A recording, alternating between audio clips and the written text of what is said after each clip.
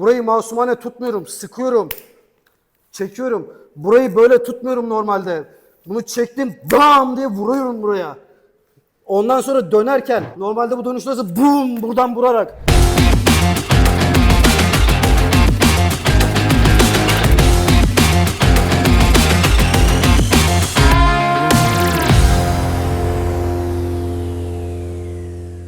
Şimdi her zaman yapamayabilirsin. Karşıdaki adam çok daha ağır olabilir. Üzerine iyi yüklenmiş olabilir. Geldi buraya gene. Bak burada bir hareket göstereceğim sana. Buraya vurdun. Buradan bak dizimi burayı kontrol ediyorum ya.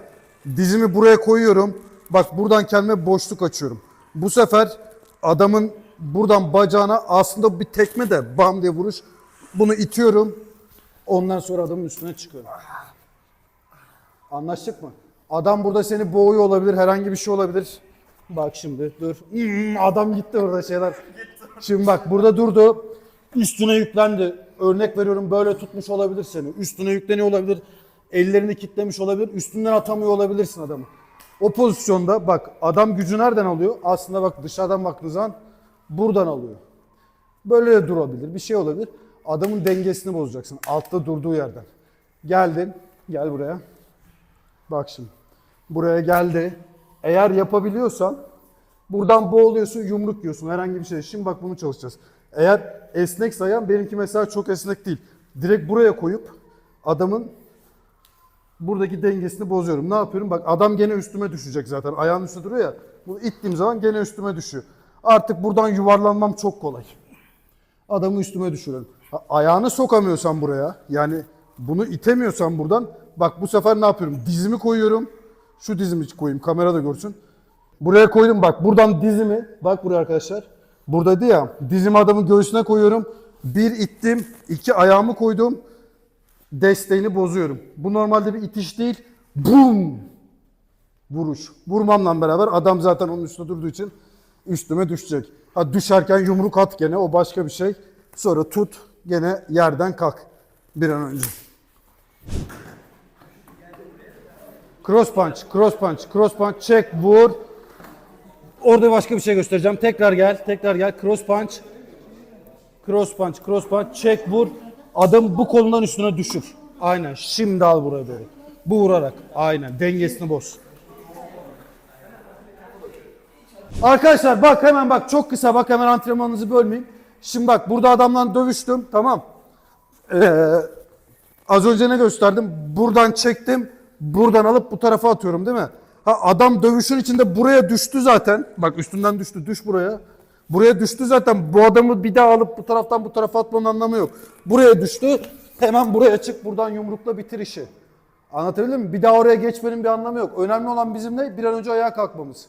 Başka nereye dikkat ettim? Adamın orasına burasına bir şey gelmiş. Dikkat edin. Bak adam ayağım nereye geldi? Normalde bu ezdi burayı. Bitti gitti. Bak kalktım ayak bileğine bastım. Bitti gitti. Tamam yani bir yere düştü. Bir daha öbür tarafa kaldıracağım diye uğraşma adamı. Ama kolundan çektiği zaman üzerine düşürüp öbür tarafa dönmeye çalışıyoruz. O başka. Hadi devam, hemen hızlıca antrenmanı bozma. Oradan beni yumrukluyor ya da boğuyor. Önemli değil. Buraya sıkıştım. Adamı düşüremiyorum. Başka bir teknik.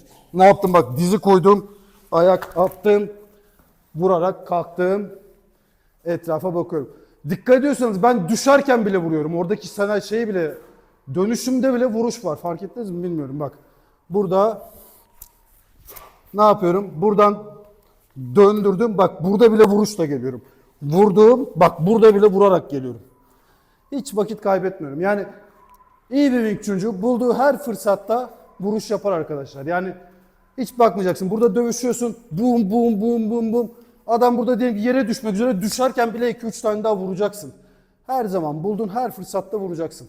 Evet arkadaşlar bak bir dakika buraya. Bak bir dakika. Tarık gel abi. Bak. Şurada bak şunu atlıyorsunuz. Neyi atlıyorsunuz biliyor musunuz? Şimdi antrenman yaptığım için büyük ihtimalle arkadaşıma bir şey olmasın vesaire diye atlıyorsun. Ama bak burada şöyle bir olay var. Yani bunlar gerçekte göz ardı edilmesin. Şimdi 1, 2, 3. Bunu bir kere adamın yediğini düşün veya yemediğini düşün. Şimdi bak her dönüşte bir şey göstereceğim sana. Buradan benim bu çekişim aslında masumane bir çekiş değil. Bak gel buraya bak, adamın dirseği burada. Eğer yerde burada kalmışsa ben bunu buraya vuruyorum. Bu adamın dirseği burada zarar görüyor, bir. Acısını hissediyor. Burayı masumane tutmuyorum, sıkıyorum. Çekiyorum. Burayı böyle tutmuyorum normalde. Bunu çektim. Bam diye vuruyorum buraya. Ondan sonra dönerken şimdi bak dikkatli dönüyorum ona bir şey olmasın diye. Yok bu dizim çarpmasın bilmem ne olmasın diye. Normalde bu dönüş nasıl? Bum buradan vurarak. Bak üstüne çıkacağım dikkat ediyorum. Aman dizim eline basmasın diye. Normalde ne yapıyorum? Güm basıyorum. Ve vuruşlarıma devam ediyorum. Yani Wing Chun rakibe ne olduğuyla ilgilenmiyor ya. Yani benim yaptığım her hareket aslında son derece sert hareket. Ama tabii burada antrenman yapıyorsun diye arkadaşına dikkat ediyorsun aman bir şey olmasın diye. Ben bakıyorum eli altına geldi bilmem ne oldu. Gerçekte öyle bir şey yok. Beynine dikkat et. Döndün her bir şey, her bir tutuş, her bir şey vurmak, kırmak, parçalamak üzerine onu unutma. Yani yaparken o şeylere dikkat et. Gerçekte böyle bir şey olsa ne olur? Senin tek bir amacın var. Adamın üstüne çıktın. Ezdin, parçaladın. Başka bir amaç yok. Burada dikkat ediyorsun arkadaşlar ama sokakta onların hepsi bir vuruş. Tamam. Sorusu olan var mı arkadaşlar? Bak anlattığım şeyler hep içindeki mantığı kapmaya çalış tamam mı? Yani ne yapıyorum? Adamın dizine vuruyorum, dengesini bozuyorum. Wing Chun yoluna çıkan şeyi parçalayarak geçiyor. Yolda kim az önce Yıldırım mı dedi? Adamın kolu altında kalıyor, dizi altında kalıyor. Kalabilir abi şey değil. Orada kolu adamın altında kalmış. Fark etmez. Senin yoluna mı çıktı? Eze eze geçersin adamın kolunda, suratına vurursun. Bir de tekrar hatırlatmakta fayda var. Aslında bu düştüğünüz duruma hiç düşmemeniz lazım. Yani biz bu yeri çalışıyoruz ama bakın yukarıdaki prensiplerle çalıştırıyorum size yeri de. Yani aslında iyi bir Wing Chun'cunun bu duruma zaten hiç düşmüyor olması lazım. Hadi diyelim yere düştü. O başta anlattığım, ilk yer dersinde anlattığım tekmelerle işi çözüp daha adamı üzerine almadan kalkman lazım. Tamam yani aslında yaptığımız her teknik bir önceki yaptığımız hatadan kaynaklanıyor. Yani onu unutmayın. Birinci öğrenci derecesinde ne anlatıyorum abi? Geliyor. Hani mesela ilk ne anlatıyoruz? Elden tutmayı anlatıyoruz. Bundan nasıl kurtuluyorsun? İşte bir şey atıyor. Tuttu elimden. İşte ne yaptım? Buraya vurdum. Kurtuldum. İşte ne yaptı? Boğazımdan tuttu. Tuttum. Vurdum. Sarıldı. Geldi belime sarıldı. Ne yaptım? Tuttum. Vurdum. Ama aslında iyi Wing Chun'cu bu durumlara düşmez diye döner söylüyorum değil mi? Adam ne yapıyor? Belime sarılmaya geliyor. Vum! Daha gelmeden bitiriyorum. Adam elimden tutmaya geliyor. Daha tutmadan bitiriyorum. Yerde de aynı şey. Zaten yere düşmemeye çalışıyorum. Hadi yere düşmüşüm. İlk derste ne dedim? Buradan vurdun. Zaten çok zarar aldı. Kalktım. Tamam yani bir an önce kalktım. Ondan sonrakiler kalkamadım, edemedim.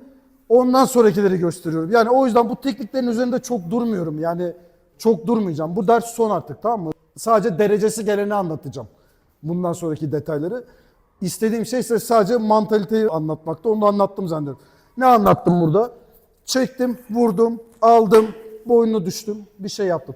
Ben bunu jiu-jitsucu arkadaşlarımla çalışıyorum. O buralardan farklı noktalara gitmeye çalışıyor. Ben ne yapmaya çalışıyorum? Bir an önce vurup kalkmaya çalışıyorum. Mantık ne? Vuruyoruz, kırıyoruz, parçalıyoruz. İşimize bakıyoruz. En kısa yoldan, en kestirme yoldan. Sen ne yapmaya çalışıyorsun? Oraya düşen adamı oraya atmaya çalışıyorsun. Orada bir teknik, güzel, süslü bir hareket yapmaya çalışıyorsun. Öyle bir şey yok. Direkt vurdun, kırdın, parçaladın, bitti. Adam üstüne mi düştü? Seni yumruklamaya mı çalışıyor? Gene aynı prensip. O seni yumruklamadan sen onu yumrukla. Düştüm. Ne anlatıyorum derste? Attı, paksa, attı, paksa, attı, paksa, çektim, vurdum vesaire. Hayır. Hadi diyelim buraya kadar da geldim. Adam geliyor. Bum! O vurmadan daha ben vuracağım. Bum bum bum bum bum. Bam bam bam bam bam bam. O vurmadan ben vuracağım. Mantalite hep bu. Benim anlattığım teknikler olur ya içine o şeylere pozisyonlara düşerseniz sizi kurtarsın diye. Kim daha basit olanı daha iyi yapıyorsa, daha hızlı yapıyorsa kavgayı o kazanıyor. Başka bir şey yok. Sorusu olan var mı? Sorusu olan da yok. O zaman yer şeyini bitiriyorum. Yani daha yer olayı göstermeyeceğim. Ha o öyle olursa, bu böyle olursa, yok o oradan vurursa hepsinin cevabı var. Ama o soruların da sonu yok. O yüzden yer seviyesi çalışma sırası gelene artık detaylı olarak kendi içinde göstereceğim. Genel olarak böyle herkese bir anlattım ki olur ya başınıza gelirse diye hani kurtulun diye. Okey. Tamam yer konusu kapanmıştır o zaman.